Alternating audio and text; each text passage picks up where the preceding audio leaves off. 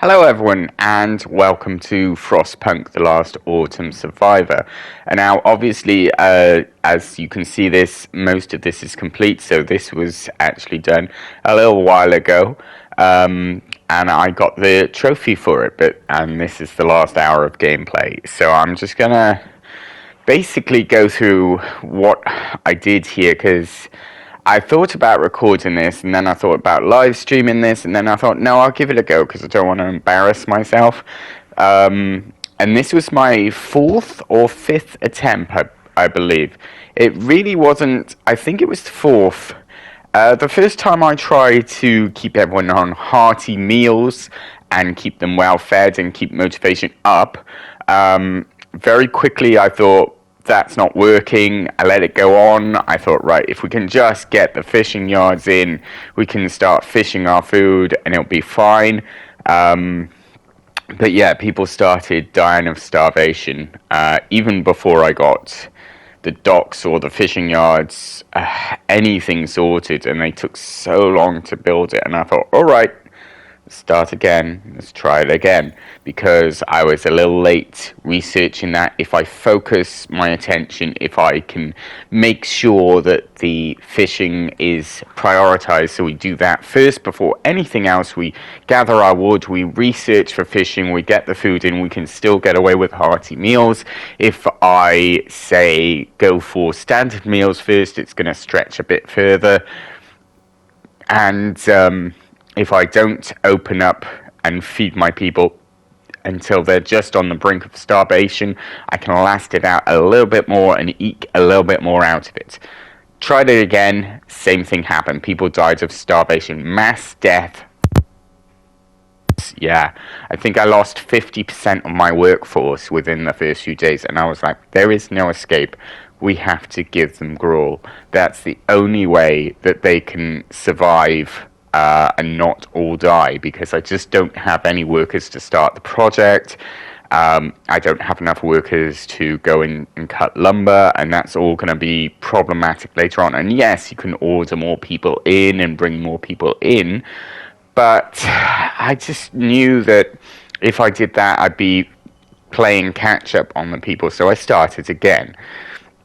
Third attempt, gruel. I had no choice. I had to go for gruel, and immediately, it's your motivation goes down, your discontent goes up, people start striking, and the first few strikes were fine, and then I realized I needed to go hard on the engineer line of things. I needed to break their spirits. Yeah, I became a monster very quickly. But we never got past the first landmark. Well, basically, I tried to introduce the laws too fast. They rebelled against the system. They didn't kill me, but they were on the verge of. And then I thought, right, well, I'll try one more time. I've got plenty of time today, and then after that attempt, I'll record it.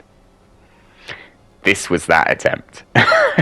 It was guesswork, because after the first landmark was achieved, I was like, all right, now I've got there, but the striking is going to happen more. The work is becoming more dangerous. I had to open a ventilation plant, which is something that I never really do.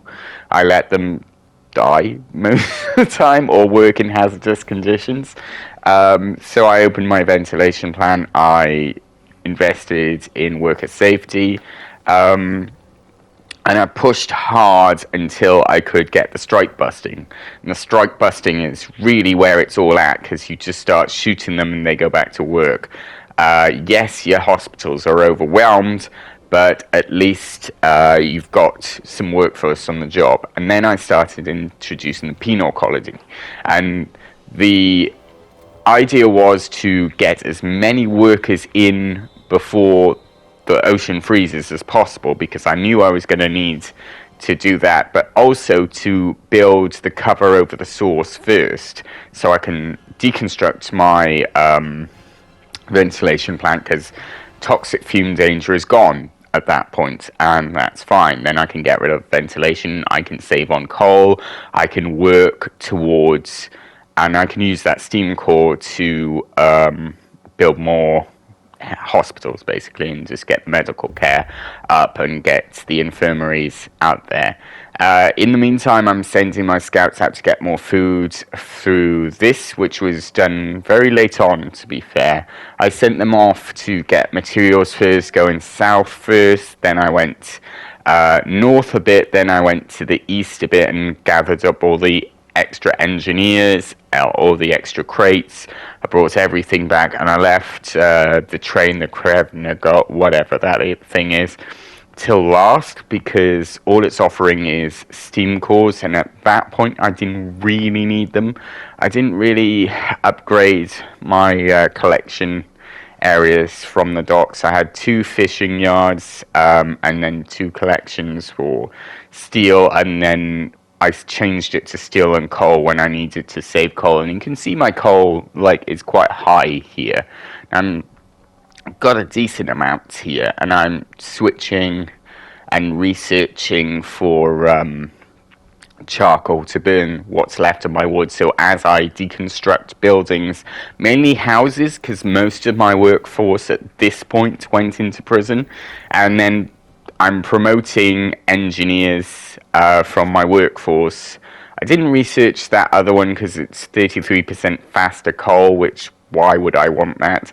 And it's a waste of wood to upgrade anything at this point. And you can see I've gone quite light on some of these, but it was really all I needed to do. I didn't want to over-invest in things and over-research, because that costs a huge amount of materials, and I just didn't need it.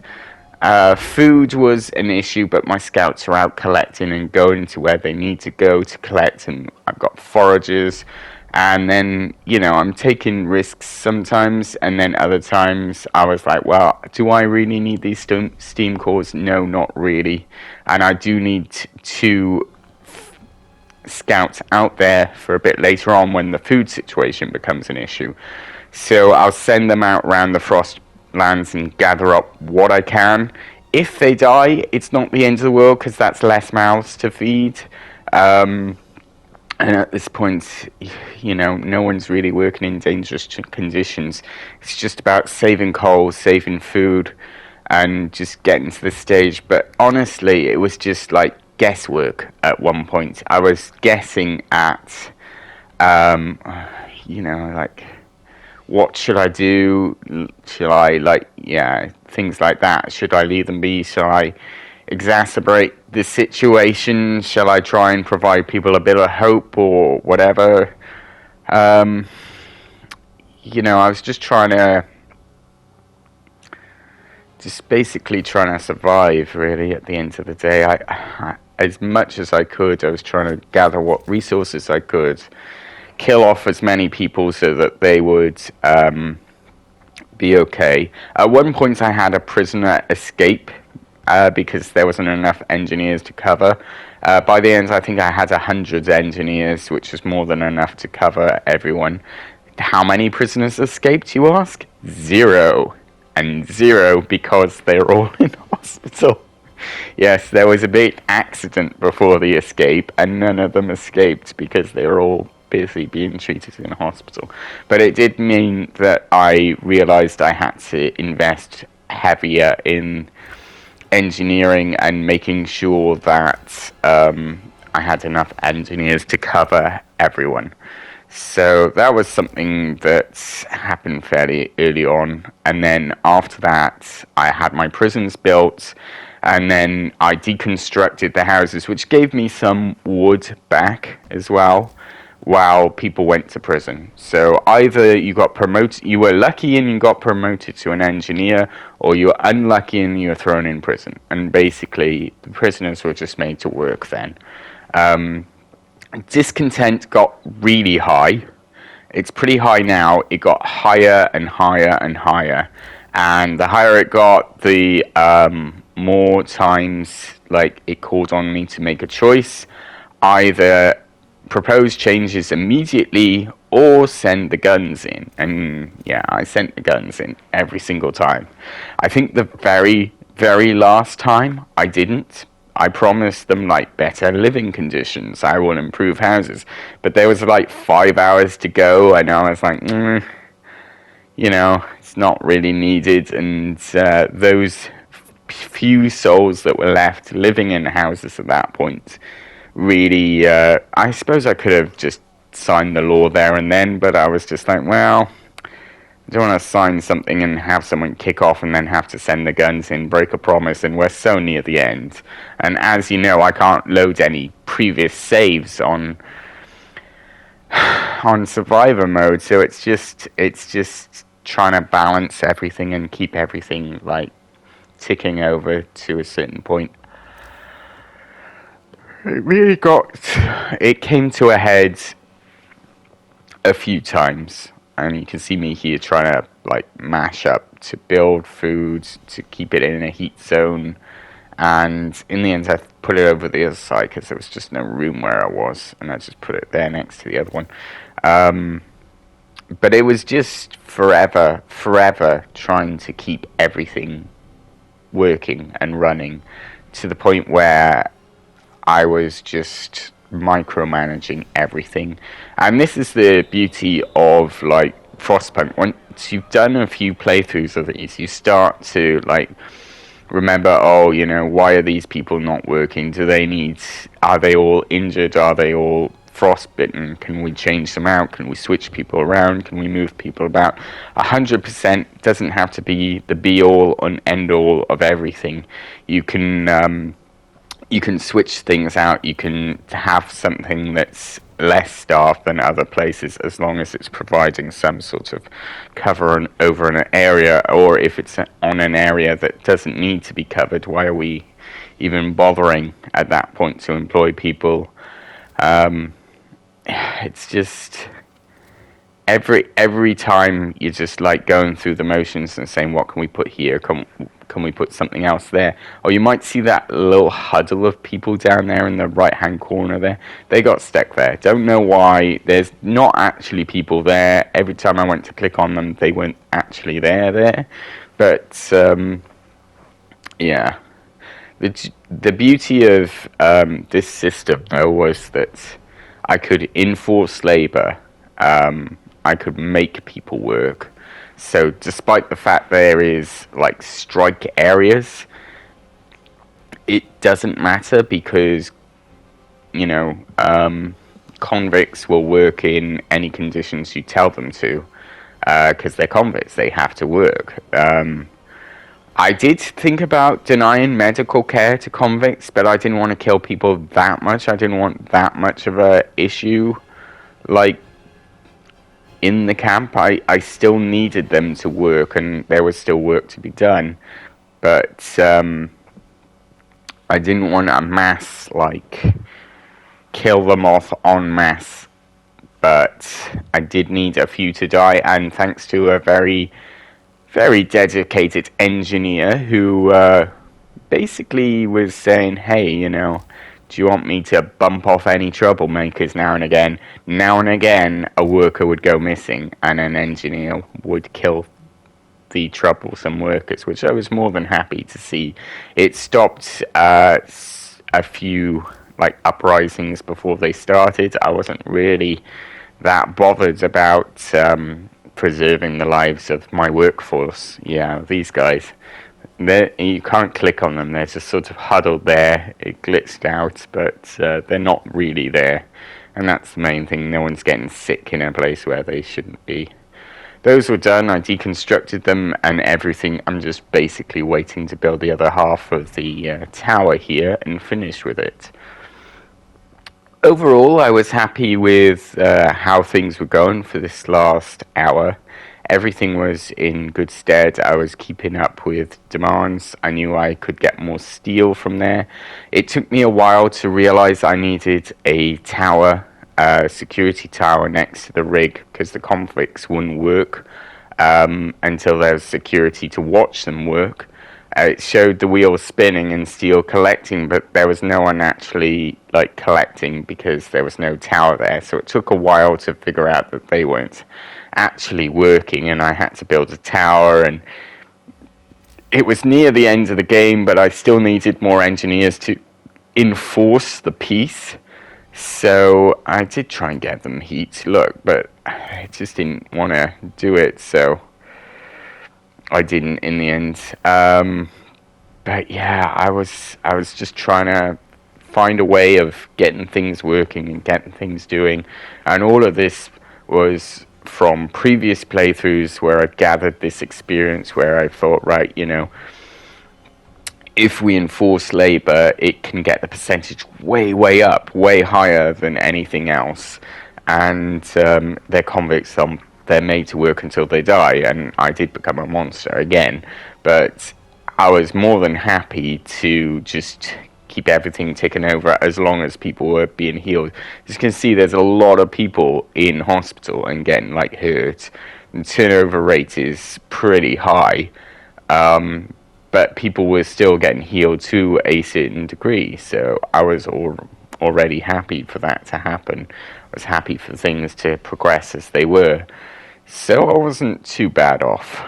But yeah, so we'll cut to the end and you can see the end of this playthrough. And I hope you enjoyed this brief explanation to what was a very long, very tiring and quite surprising game for me, because I really didn't expect to win. Towards the end, you always hope, but there's always stuff that could go wrong. But yeah, I was really happy with this one.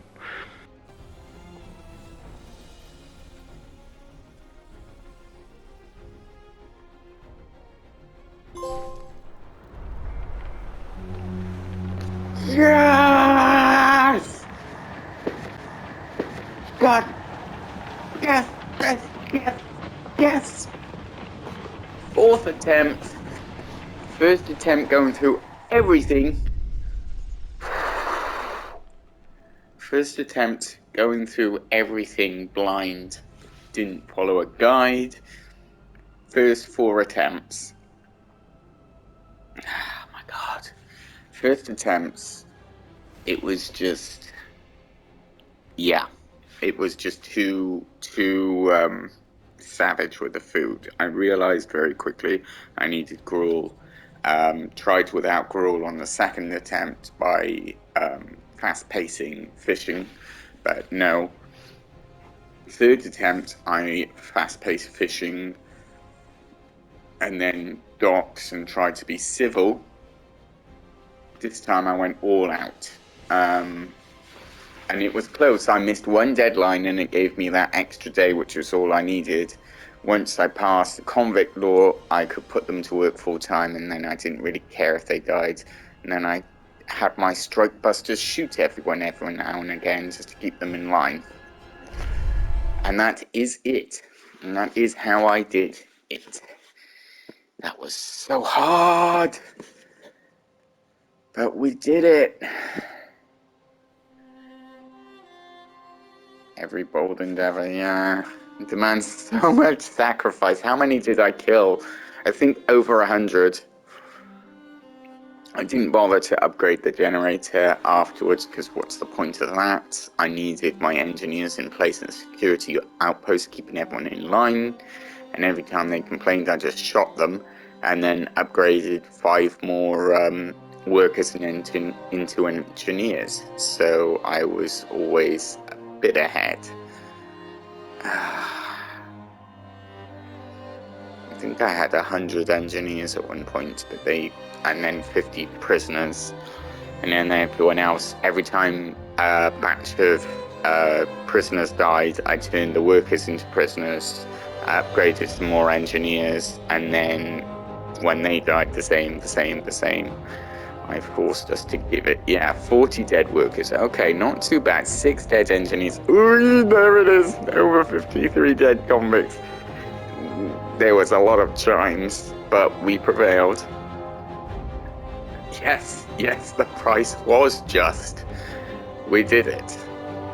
We sacrificed so many lives to ensure someone else's future. But we did it. The price was just for the trophy. Yes!